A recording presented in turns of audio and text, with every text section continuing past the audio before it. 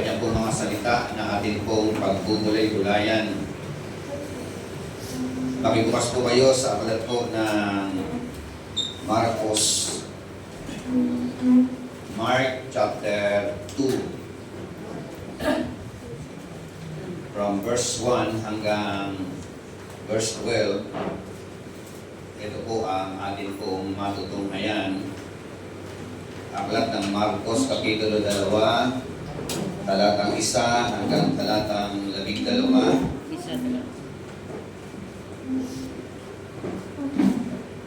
Pagkalipas ng ilang araw,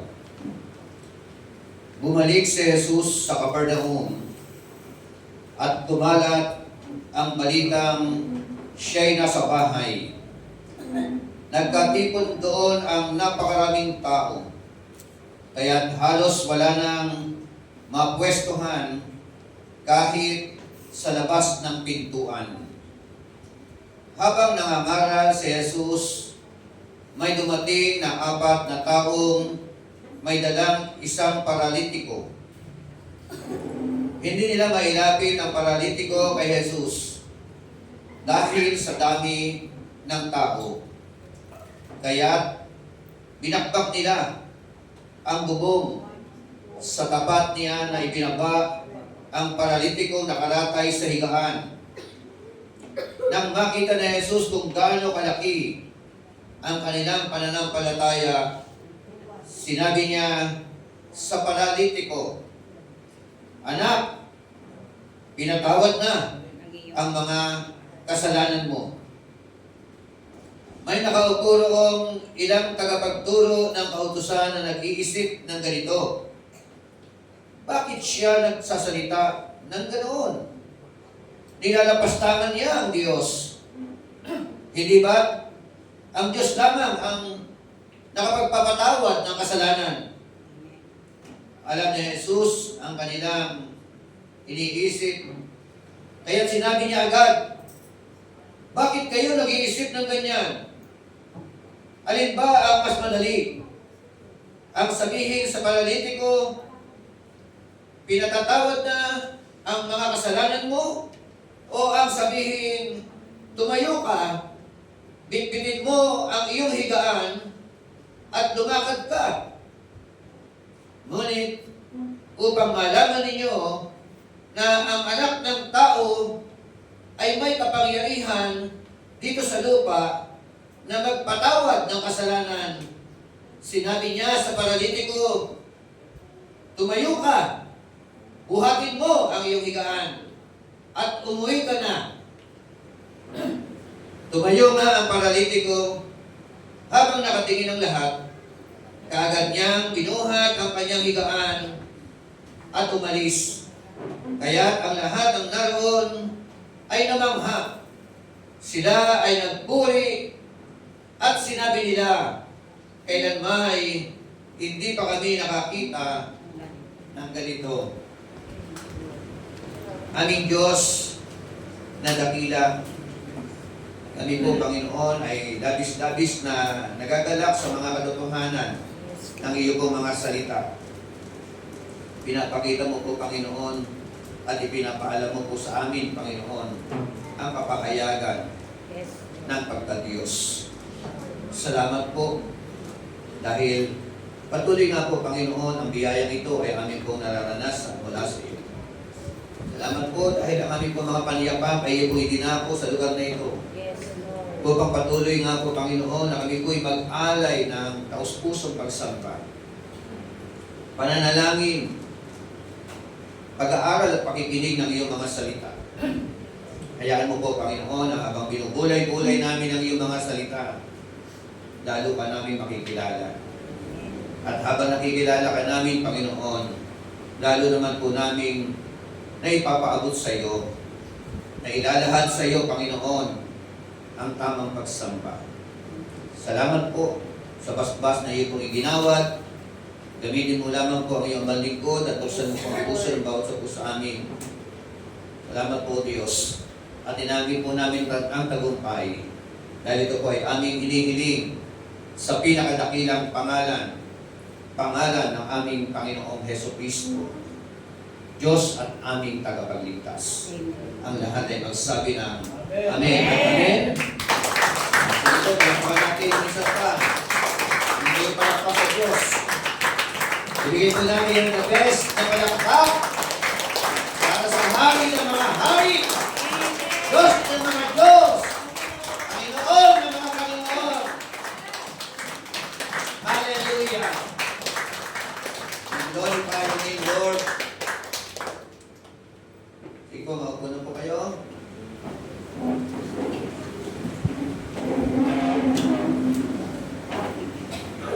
The healing and forgiveness of the late man. This is our topic. Ang kagalingan o pagpapagaling na may kasamang pagpapatawad doon po sa lumpo. Yun po yung atin pong pag-usapan.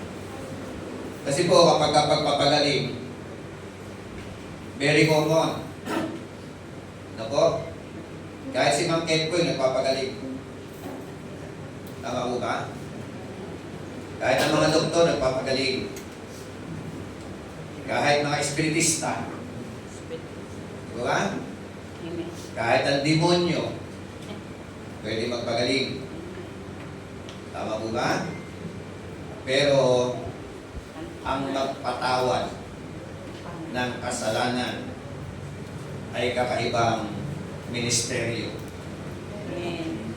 Na hindi po pwedeng magpatawad ng kasalanan ang sinumang tao. Amen? Ang po pwede lang magpatawad ng kasalanan ay walang iba, kundi ang Diyos na makapangyarihan sa lahat. Palakpakan po natin ang ating Panginoon Diyos. Dito po sa account po na ito, bago po ang pagpapagaling, dito po sa paralitiko, the late man, meron po siyang pinagaling. Yung una, yung pong meron pong masamang espiritu. Pangalawa, grupo ng mga tao na nakaranas ng kagalingan mula sa ating pong Panginoong Jesucristo. Pangatlo po na kanyang pinagaling ay ang taong meron pong ketong. The leper o the lepers. Yan po ay pagpapagaling pisikal na kagalingan na kanila pong naranasan. Para patunayan ng ating Panginoon Jesucristo na hindi lamang po siya pangkaraniwang tao na naging tao, pinakita niya rito yung the other side of His ministry. And the other side of His ministry is all about not just only for a people, for a person to heal from their sicknesses. Amen? Ang isa sa pinakamaganda, yung kabilang aspeto na ating Panginoong Jesucristo ay hindi lamang po may kakayanan magpagaling ng lahat ng uri ng karamdaman, kundi siya po ay meron din pong kapangyarihan at kakayanan na siya po ay magpatawad ng lahat ng uri ng kasalanan na nagpapatunay na siya po ay isang tunay na Diyos. Anak ng Diyos, tunay na Diyos. Pwede mo palakpakan natin ating Panginoon Santa. Hallelujah. Yan po ang mga katotohanan na gusto ko makita po natin. Baybay-baybayin po natin ang account na ito. Tingnan po natin. Sabi po ng talatang 1, pagkalipas ng ilang araw, bumalik si Jesus sa Capernaum at kumalat ang balitang siya'y nasa bahay. Amen. Sa unang talata pa lang, meron na tayong mga maganda makikita. Sabi roon siya raw po ay bumalik si Jesus sa Capernaum. At yung kanyang pagbabalik sa Capernaum, ito po ay naipamalita doon po sa kanila pong lugar. At dahil naipamalita, na-advertise, dumagsa ang mga tao doon po sa lugar na kung saan ito po ay nasa isang bahay ang ating pong Panginoong Jesucristo. Amen? So, bantog na bantog ang ating pong Panginoon. Tatlong account ang kanyang ginawa ng himala. Yung masapang espiritu, yung grupo ng mga maraming mga tao, yung taong may ketong ay kanya pong pinagaling. At alam naman po natin na kapag mayroong mga himala, amen? Pag mayroong mga himala na mga nagaganap, nababalita doon po sa ibang grupo ng mga tao, at dahil nabalita ang himala na nangyari, ang mga tao po ay nagdadagsaan na nagpupunta upang kanilang makita o kanilang maranasan ang mga kaganapan na nagaganap doon po sa lugar na yon. Amen? Kahit nga po negative na himala di ba? Kahit yung nagpapawis daw yung mga rebulto, pupuntahan ng mga tao. Di ba? Tapos pagpapahid sila ng panyo at ipapahid naman nila. So, kahit na yung mga Diyos-Diyosan na yan, kanila ipinaparada, diba? Kanila nagbibigay ng himala, gumagawa ng mga himala. But biblically speaking, hindi po kailanman makakagawa ng himala ang mga Diyos-Diyosan na yan na kanila pong mga sinasamba o pinapapurihan. Bakit? Kasi po, ang Diyos po, sa pamamagitan po ng ating Panginoon Jesucristo, ang makapaglalahad at makakagawa ng tunay na himala. Amen. Amen? Amen. So, pagkalipas ng ilang araw, bumalik si Jesus sa Capernaum at gumalat ang balitang siya'y nasa bahay. Sabi nga po sa English version ng kanyang mga salita, the healing and forgiveness of a paralytic man, which is easier, healing or forgiveness. Dito po sa account po na ito, verse 1, verse 2, Tagalog version, talatang 2, nagkatipon doon ang napakaraming tao, kaya't halos wala nang mapwestuhan kahit sa labas ng pintuan habang nangangaral si Jesus. Amen. So, dito po sa akal po nito, nakita po natin, dahil nabalita, bantog ang kaganapan na ginawa ng ating po Panginoon Jesucristo pagdating sa fellowship within the church. Sabi ko roon, wala nang mapwestuhan. Amen? Wala nang, kumbaga sa punong-puno ng tao ang lugar na pinagtatapusan ng gawain ng ating pong Panginoong Jesucristo. Amen? So, eager na eager ang mga tao na magtungo sa lugar na kung saan ang ating mapagmahal na Panginoon ay nagtuturo. Kasama ng kanyang pagtuturo ay ang paglalapat ng kagalingan sa mga tao na mga dumadalo ng gawain ng ating pong Panginoon. Amen? Marami po sa atin na nakaranas ng kagalingan mula sa Panginoon. Amen? Marami po sa atin na nakaranas ng mga himala mula sa ating pong mapagmahal na Panginoon. Marami po sa atin ang na-rescue o ni-rescue ng ating pong Panginoon mula sa lusak ng kasalanan, mula sa buhay na wasak at buhay na magulo. Amen? Lahat po ng yan ay ginawa ng ating pong Panginoong Jesucristo. Kaya, nawa at marapat lamang po na dahil tayo po ay mga nakaranas ng mga himala mula sa Panginoon, tayo naman po ay magbigay po ng sukli sa Panginoon. Amen? So, hindi po, kumbaga sa hindi kalabisan na tayo po ay mag-alay ng tinatawag na pagpupuri sa masamang pananambahan, sa masamang patuloy na pag-aaral ng kanya po mga salita.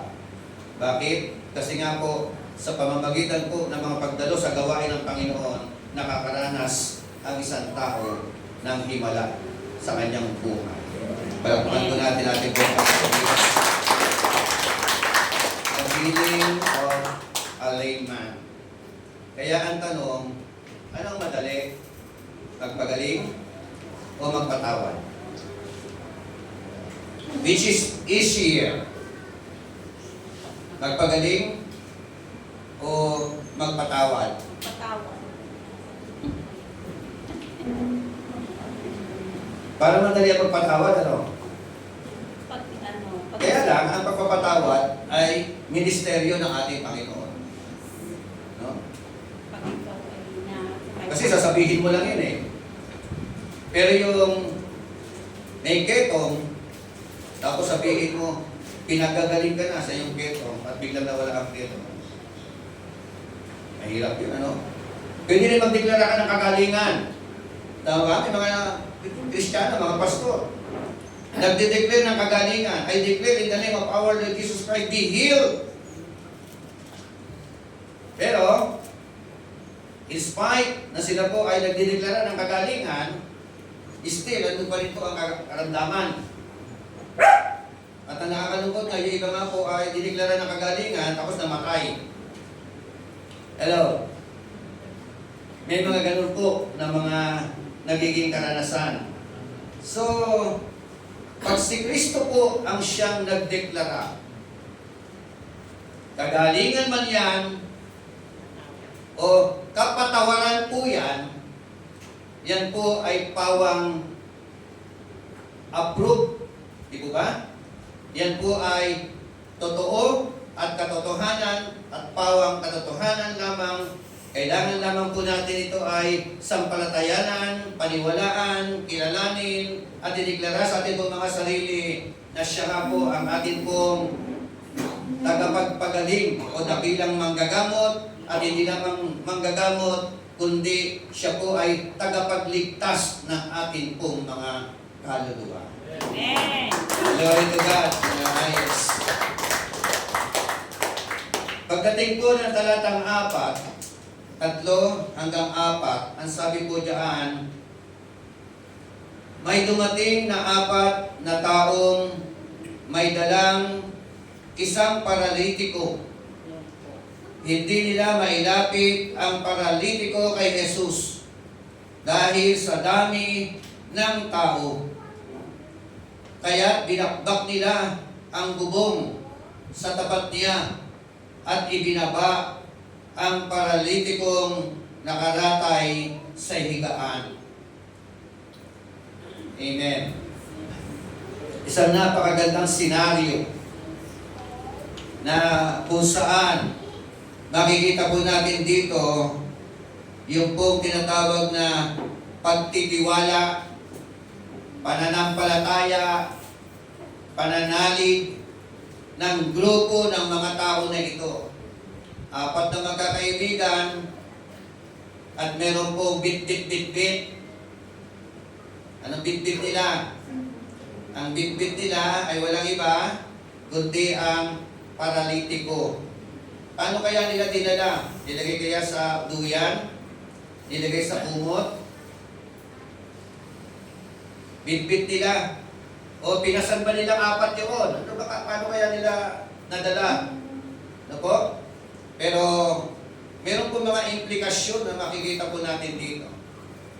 May tamang pananampalataya sila, the object of their faith, and the object of their faith is all about the Lord Jesus Christ itself. Amen? At dahil nga, yun ang object ng kanilang pananampalataya, meron silang effort na kanila pong ginagawa. Amen? Tama ang pananampalataya, dapat may hakbang na dapat kang gawin. Amen? Nasa tamang pananampalataya tayo. Anong dapat natin gawin? Magdala tayo ng mga tao sa harapan at paanan ng ating pong mapagmahal na Panginoon. Are you with me? Magdala tayo ng mga tao na layman. Magdala tayo ng mga tao na mga may sakit at may karamdaman. Magdala tayo ng mga tao na mga nagugulumihanan sa buhay. Magdala tayo ng mga tao na gusto na magpakamatay. Hopeless. Mga tao na wala patutunguhan ng kanila pong mga buhay. Kapag nadala po natin ang mga tao na yan, meron pong himala na maaaring mangyari o maganap sa buhay ng mga tao na yan, at hindi lamang sa buhay ng mga tao na yan, pati yung mga nagdadala ng mga tao sa harapan ng ating pong Panginoong Jesucristo. Amen. Glory to God.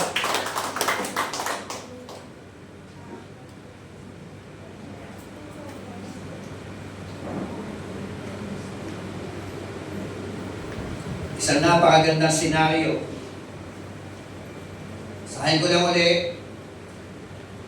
During the time of their fellowship, may dumating na 4 na taong may dalang isang paralitiko. Hindi nila mailapit ang paralitiko kay Jesus dahil sa dami ng tao. Anong ginawa nila? Kaya binakbak nila ang bubong sa tapat niya at ibinaba ang paralitiko may sakit. There is an effort. Amen? Tingnan niyo po, may hindrances, may hadlang para huwag silang magpatuloy sa kanilang misyon, na ang kanilang misyon ay dalhin sa paanan ng ating Panginoon ang tao may sakit at may karamdaman. Hadlang ang dami ng tao. Pero sabi nga po natin palagi, kapag ka gusto, may paraan. Pag ayaw, puno ng dahilan. Maraming dahilan. Di ba ba? Pero ang magandang balita dito po sa mga tao na ito, in spite that they were seen, that they were experienced, full of hindrances, that hindrances, hindi po ito naging stumbling block. Amen? Hindi po ito naging daan para hindi sila magpatuloy. Amen? Bagkus, ang magandang balita diyan, yung mga hindrances na ito, yung mga nakaka-stumble na ito po ay naging tungtungan ng kanilang pananampalataya na patuloy na humakbang at patuloy na gumalaw at patuloy na kumilos upang maabot nila at mailapit nila ng malapit na malapit ang mga tao na nangangailangan ng anumang uri ng pangangailangan para sa kanilang mga buhay. Glory to God. Isang napakagandang senaryo, napakagandang eksena na makikita po natin dito po sa account na ito ng aklat po ng Marcos. Kaya tayo rin po, sa totoo lang po, meron po mga literal na meron may sakit at may karamdaman. Amen? Ang hirap yata na may sakit, ano? Ang hirap. Gusto mo tumayo, hindi ka makatayo.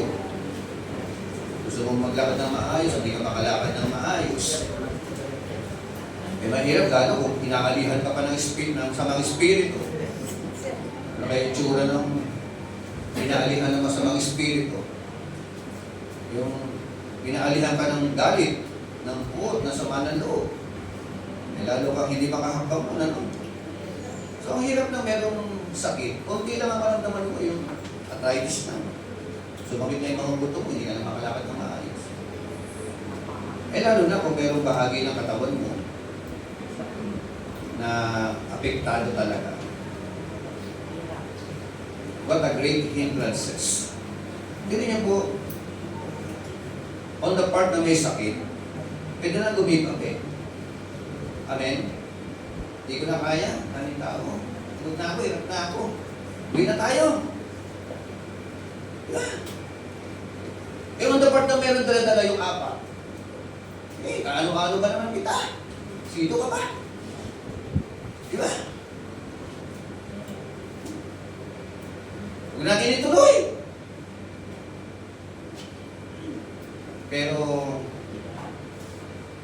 lahat ng mga hadlang na yun, hindi po nila tinignan na ito po ay isang hadlang. Kundi, ito po ay challenge. Sabi mo sa tag mo, challenge. Hamon. Yun po eh. Pagka ikaw po ay tinignan mo ito na hamon, lalakas ka. Amen? Lalakas ka. At gagalaw at kikilos ang mapagpalang kamay ng Diyos sa buhay natin. At yun na po. Pag gumalaw at kumilos ang mapagmahal na kamay ng Panginoon sa buhay ni naman, tiyak po na meron pong himala. Himala na mararanasan ang sinumang babae at lalaki na naglalagak ng kanilang tiwala at pananampalataya sa Diyos na makapangyarihan sa lahat. Amen? Sinasabi ko sa Diyos na makapangyarihan sa lahat. Amen? It is all about the Lord Jesus Christ. Amen? God the Father is all powerful. God the Son is all powerful. God the Holy Spirit is all powerful. Omniscient God, the omnipotent God, omnipresent God. Both. Kaya yung iba namamali ang kanilang paniniwala at pananampalataya. Amen? Sa iba, ang kamalang, ang all-powerful. Sa iba, ang kamalang ang Diyos. But biblically speaking, si Kristo po ay anak ng Diyos. Dahil anak ng Diyos, siya po ay Diyos. At siya po ay Diyos na nagkatawang tao. Amen? Ang tao, hindi po pwedeng maging Diyos. Tingnan nga yung ang tao, hindi pwedeng maging Diyos. Pagka ginawa mong Diyos ang tao, Diyos-Diyosan yun. Hello? Pero, ang Diyos ay pwedeng magkatawang tao.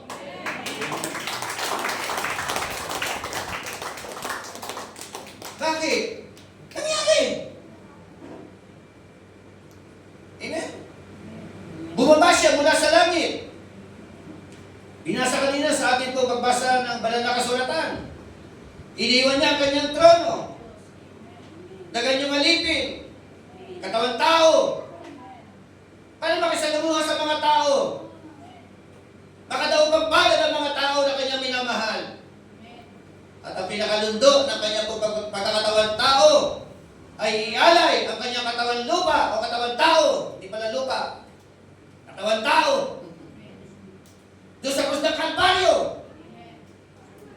Upang ang tao makasalanan ay magtamo ng kapatawaran sa kanilang mga kasalanan.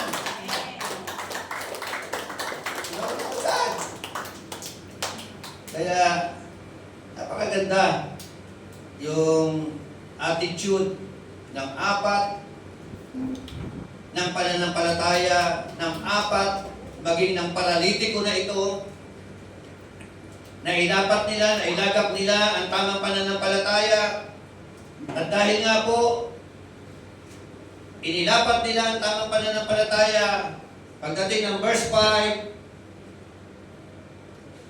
nang makita ni Jesus kung gaano kalaki ang kanilang pananampalataya, sinabi niya sa paralitiko, anak, pinatawad na ang mga kasalanan mo.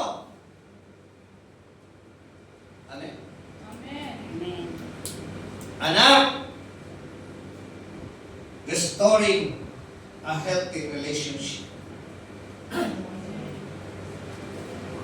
Hindi sinabi anak, pinagaling ka na sa iyong karamdaman. Nung makita ang laki ng pananampalataya, kasama ng apat, at ng paralitiko na ito, personal, kinausap ng Diyos. Yung lame man, yung paralyzed man, yung paralytic man, na walang pag-asa sa buhay. He is in a hopeless situation. Ano nakita? Nakita ng Panginoon. Na-perceive ng Panginoon yung laki ng pananampalataya ng tao na ito. Amen? At dahil diyan, nakaranas siya ng matinding biyaya. Amen? Matinding himala mula sa ating pong Panginoon Diyos, na ang sabi nga uli ng ating Panginoon, nang makita kung gaano kalaki ang kanilang pananampalataya, sinabi niya sa paralitiko, anak, pinatawad na ang mga kasalanan. Kanino pananampalataya nakita? Kanino?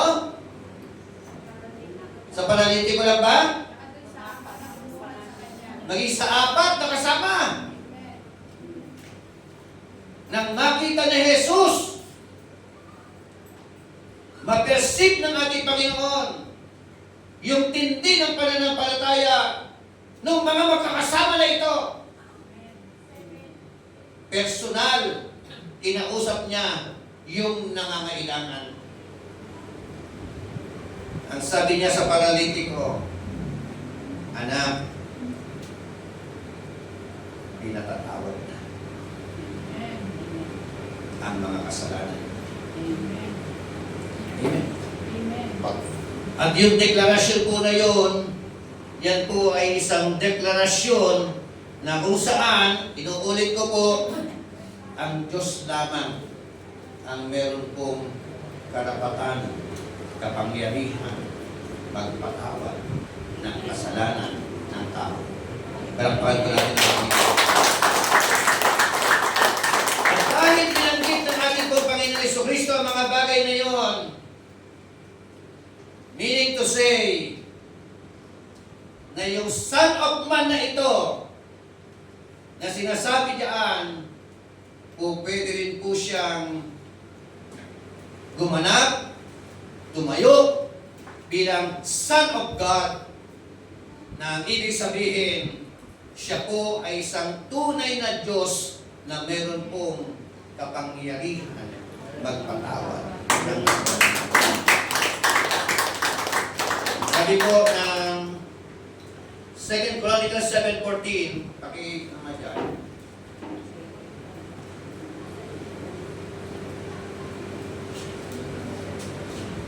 If my people who are called by my name shall humble themselves and pray, seek my face, turn from their wicked ways, then I will hear from heaven. Whose I? God Himself ang Diyos ay will hear from heaven and will forgive their sin and will heal their land. Amen. Only God can declare the forgiveness and forgive. Amen. Isa pa pong talata. Psalms 41 verse 4.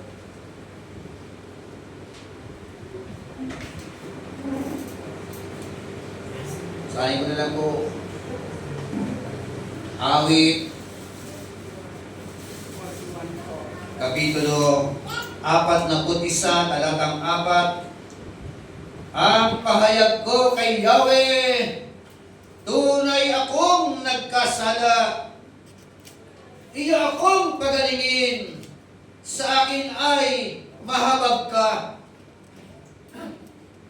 Amen? Yan po ay isang panawagan. Yan po ay isang panalangin. Ano kanyang panalangin? Na sabi niya, ito ang kapahayagan ko. Kanino? Kay Yahweh. Yahweh, ako po ay tunay na nagkasala. Inaamin ko na ako po'y nagkasala. So, ano po magiging tugon ni Yahweh na sabi ko ng kasunod, iyo akong pagalingin. Yan yun. Dalawa. Nagpahayag ng kanyang kasalanan. Sumunod ng kahilingan niya, iyo akong pagalingin. Amen. Dalawang aspeto. Pwedeng physical and spiritual. Yung pag-amin, yung pagpapakumbaba sa harapan ng ating Panginoon Diyos. Meron pong dalawang benepisyo na po pwedeng maranasan ng isang tao. Amen. O pwede naman direkta na, spiritual na kagalingan. Amen. So, yun po yung mga nararanasan ng mga tao na nagpapakumbaba sa kanya pong harapan. At ang Diyos lamang ang siyang po pwedeng gumawa ng dalawang hakbang na ito, kagalingan, ano pa? Kapatawaran. Amen?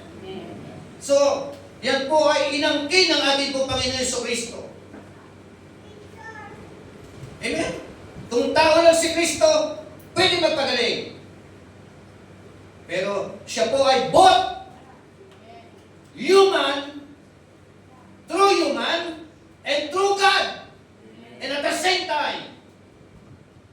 Amen. Yan po. Isang napakagandang account na ito. Ay, Psalms chapter 103, verse 1, verse 3.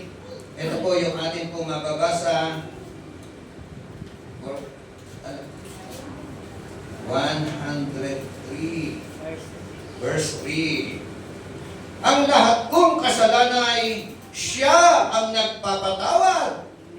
At anumang aking sakit, ginagamot niyang lahat. Hello? Amen. Meron pong sakit na kaya nagkasakit. Bakit? Kaya nagkasakit dahil sa kasalanan. Amen. Amen? Amen. Sumunod na tanong. Lahat ba ng sakit na naging sakit dahil sa kasalanan? Oo. Pagka ang tao ba ay nagkasakit, conclusion na kagad, because of sin?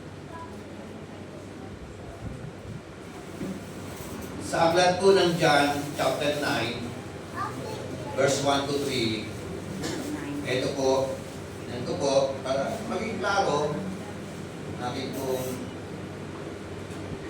ilalaban na argumento, sabi roon, Sa paglalakad na Jesus, nakita niya ang isang lalaking bulag.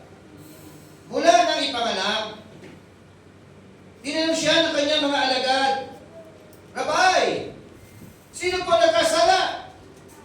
At ipinanganak na bulag? Ang lalaking ito. Siya ba o ang kanyang mga magulang? Verse 3. Sumagot si Jesus, ipinanganak siyang bulag, hindi dahil sa nagkasala siya o ang kanyang mga magulang, kundi upang mahayag ang kapangyarihan ng Diyos sa pamamagitan niya. Bulag. Inborn. Yun pala, the purpose is all about para maihayag, maipangalandakan, maibalita ang kapangyarihan ng Diyos sa pamamagitan niya. Amen! Yun ang layunin. Ayun din. Pero mas mataas ang porsyento, kaya may sakit ang mga tao dahil sa kasalanan. Amen? Okay. Isaiah chapter 90, verse 22.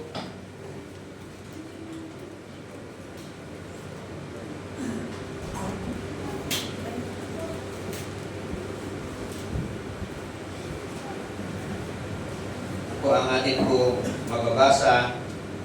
19:22.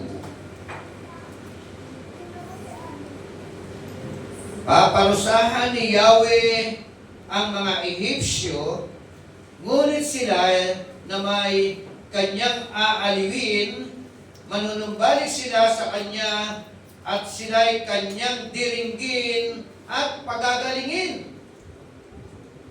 Amen? So, nuulit ko, ang Diyos lamang po ang siyang may kakayanan at may kapangyarihan gumawa ng ganitong uri ng himala na magpagaling and at the same time magpatawad ng kanilang kasalanan. At dahil ginawa ng ating Panginoon sa Kristo ito, 101%, naniniwala po ako na siya po ay tunay na Diyos. Amen. Hindi lamang po siya pangkaraniwang tao na pagkakakilala ng ibang pananampalataya. Amen. Ano yun? Clear? Okay. Balikan natin yung account. Mark chapter 2. Ano naging saloobin? Tingnan niyo po or clarification. Kasi nga po, ginawa niya yung dalawang bagay Nagpagaling, nagpatawad. Ano saloobin ng mga kontrabida? Talatang 6 hanggang sumunod ng mga talata. May nakaupo roong ilang tagapagturo ng kautusan na nag-iisip ng ganito. Bakit siya nagsasalita ng ganoon? Kalapastanganan o nilalapastangan niya ang Diyos. Hindi ba Diyos lamang ang makapagpapatawad ng kasalanan? Alam nila yun. Alam nila yung 2 Chronicles 7:14. Alam nila ang Psalms 41:4. Alam nila yung Psalms 103 verse 3. Alam na mga tagapagturo ng kautusan niyaan. Kaya nagugulumihanan sila. Bakit? Nagbulong-bulungan. Bakit nagpatawad, nagpagaling? Ikaw pwede magpagaling na lang, huwag na magpatawad. Hello? Okay. Verse 7. Yan nga. Bakit siya nagsasalita ng ganoon? Nilalapastangan niya ang Diyos. Hindi ba't ang Diyos lamang ang makakapagpatawad ng kasalanan? Alam ni Jesus ang kanilang iniisip, kaya sinabi niya agad, bakit kayo nag-iisip ng ganyan? Kita nyo, no? Sabi ng author, alam ni Jesus. Bulong-bulong lang po yun, hindi malakas kasi sinasabi nila. Isip lang nila yun. No? Sa sarili lang nila. Kinakausap nila sarili nila. O kaya yung nagbubulong-bulungan. Diba? Halimbawa, malayo ako. Tapos nag-press ako dito, meron sa likod nagbubulong-bulungan. Pwede po ba yung ganon? No. Nagbubulong-bulungan, nagpakwento. Hindi ko alam ang pinagbubulong-bulungan nila. Pero, sabi dito, alam ni Jesus. Amen? Meaning to say, alam ni Jesus ang pinag-uusapan nila kahit malayo. Alam din ni Jesus ang kanilang mga saloobin. Kahit malayo sila. Bakit? Alam pinagbubulong-bulungan, ano yung chismis? May chismis ang mga tagapagturo ng kautusan. Ano saloobin nila? Bakit? Why? Ano karapatan yung magpatawad ng kasalanan? Sino siya? Pero, inuulit ko, ipinapakita na naman ng talata dito that Jesus Christ is an omniscient. Amen? Alam na Jesus. Alam na ating Panginoon Yesu Cristo. Yung mga saloobin ko natin. Okay. Verse 8. Verse 9. Sabi ni Kristo, alin ba ang mas madali? Ang sabihin sa paralitiko, pinatawad na ang kasalanan mo? O ang sabihin, tumayo ka at bitbitin mo ang iyong higaan at lumakad ka? Oh. Kausap nila yung tao, yung crowd. Kasama na ang mga osyosero, mga tagapagturo ng kautusan. Paano ba sinasabi niya sa mga tao? Alin po ba ang mas madali para dito sa tao na ito? Ang sabihin ko sa kanya, pinatatawad na ang kasalanan mo? O ang sabihin ko sa kanya, tumayo ka at buhatin mo ang iyong higaan? Binigyan ng pag-iisip o pag-iisip. Ano ba mas madali? Sabi niyo kanina, mas madali magsabi ng pinapatawad ng kasalanan. Diba? Pero, sa totoo lang po, parehong mahirap. Amen? Parehong imposible. Bakit imposible? Yung layman from birth, yung imposible yun. Imposible. Himala ng mga himala lang para gumaling yun. Ayun din. Yung kasalanan, magpatawad, imposible rin. Walang madali. Kaya kami, is it easier? But in reality, both are impossible. Amen? Pero yung kasunod, sabi po diyan, talatang 10 na ba?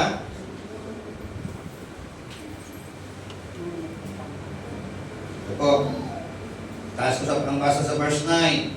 Alin ba ang mas madali? Ang sabihin sa paralitiko, pinatatawad na ang mga kasalanan mo. O ang sabihin, tumayo ka, bitbitin mo ang iyong higaan at lumakad ka. Talatang 10. Ngunit, upang malaman ninyo na ang anak ng tao ay may kapangyarihan dito sa lupa na magpatawad ng mga kasalanan, sinabi niya sa paralitiko, tumayo ka. Amen. Ano yung address niya? Gusto kong patunayan sa inyo. Lahat kayo ng mga nangyayari na ang anak ng tao, referring to Him, referring to our Lord Jesus Christ, ay may karapatan at kapangyarihan magpatawad ng kasalanan. In-address niya yun na ang Diyos lamang ang pwedeng gumawa Sinasabi ko sa iyo, paralitiko, tumayo ka. Bitbitin mo ang higaan mo. Lumakad ka. Amen.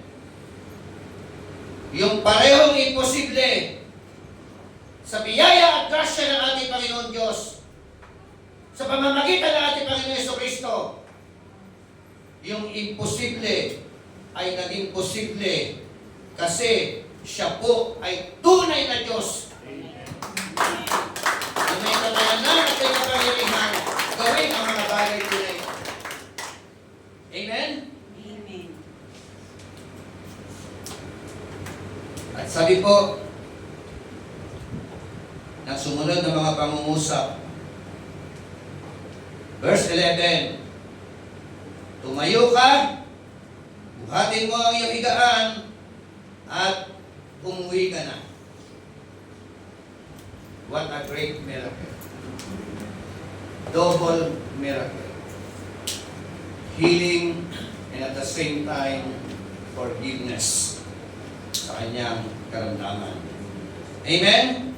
So, verse 12, tumayo nga paralitiko habang nakatingin ang lahat, kagad niyang binuhat ang kanyang higaan at umalis. Kaya't ang lahat ng naroon ay namangha. Sila ay nagpuri sa Diyos at sinabi nila, kailan may hindi pa kami nakakita ng ganito klaseng himala. Amen? Amen. Ang tugon ng mga babae at lalaki na nakaranas ng himala mula sa Panginoon. At ang sabi po diyan, at sila ay nagpuri sa Diyos. The crowd worshiping God. Amen? Amen. Ang mga tao ay nag-alay ng pagsamba at pagpupuri, pagluwalhati sa Diyos. Amen. Amen?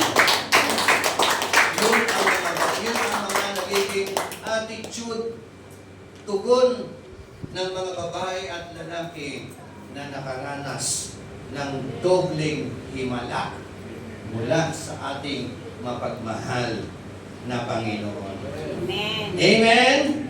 Basahin ko lang yung mga talata na nagpapakita na kailan na talagang si Kristo ay sinasamba. He is to be worshipped.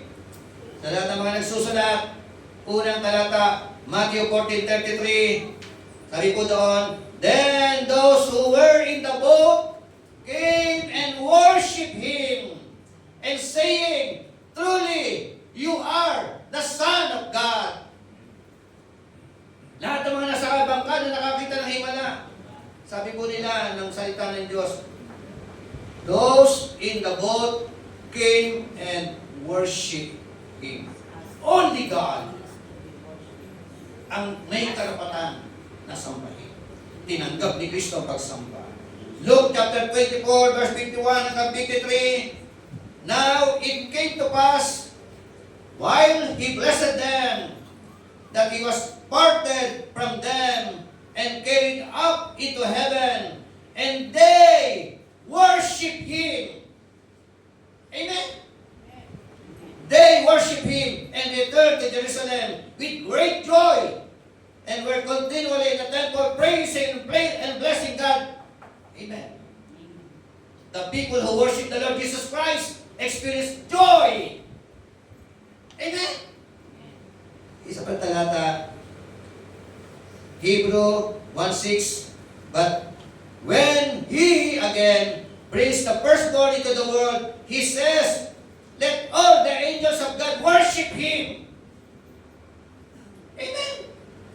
Lahat ng mga anghel ng Diyos sasamba sa Kanya. Huling talata, Acts chapter 10, verse 25 to 26.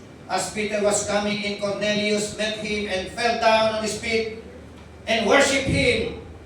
But Peter lifted him up and saying, stand up, I myself am also a man.